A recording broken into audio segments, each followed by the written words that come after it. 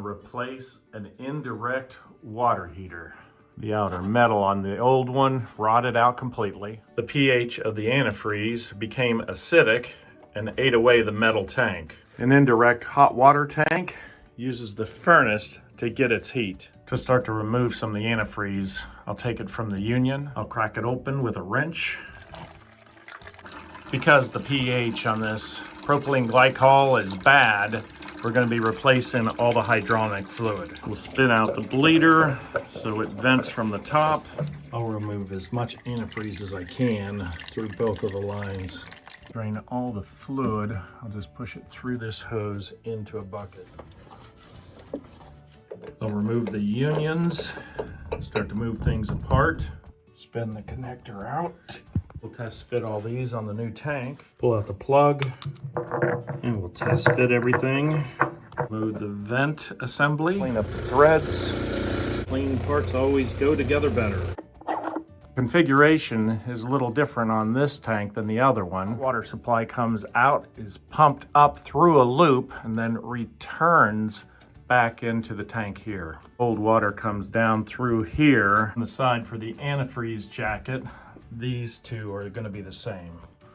We'll shut the water off here. We'll remove the unions on the PEX. We've got 2 unions, and then we'll have to add another union on this one. Loosen everything up, and we'll have a bucket handy. What you do, you're going to get some water on the floor. The second union. We'll grab a siphon. This siphon has a big tube attached to it. We want to siphon as much out of the tank as we possibly can. The siphon tube all the way down. We're at the bottom of the tank.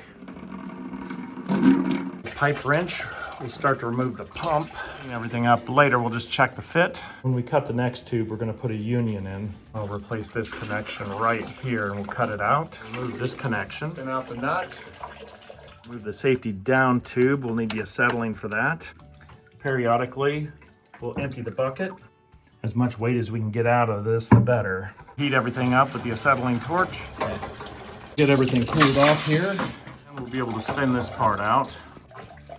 Pull this down and cool it off. We'll remove the brass T. Test fit everything. Replace the safety valve with a new one. New valve in. Clean it up and make sure there's no surprises. Try tipping it and see. It's still pretty heavy, but I can definitely tip it. The union. This will be for the cold water supply. Test fit that. Ollie just barely fits. 24-inch door here, but we've got a bigger one over here if we need to. Now comes the tough part to see if we can move it out. Forward it. There we go. Got it now. Of course, the tire's flat. Like both are flat. Okay.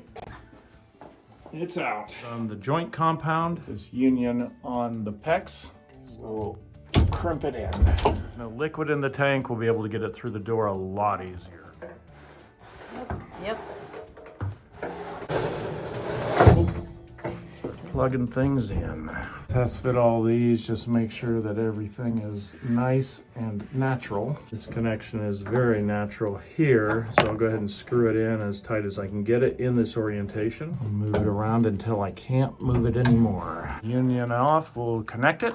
Snug it up really tight.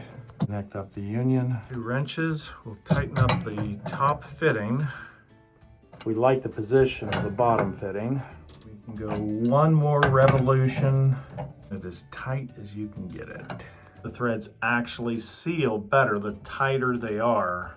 These are called NTP threads.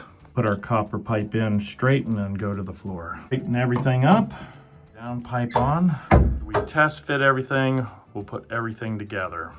The next procedure is extremely important. You need to put water in the tank. If you don't, if you put the antifreeze in around the jacket, it could actually crush the inside tank. In other words, you want to fill this with potable water. That way it has weight and strength. If you fill this with propylene glycol, the pressure could actually collapse the tank inside. We'll turn on the potable water and see if there's any leaks. Potable water means drinking water. Here, all the water filling the tank. Check all the connections. No leaks, that's how you install a water heater.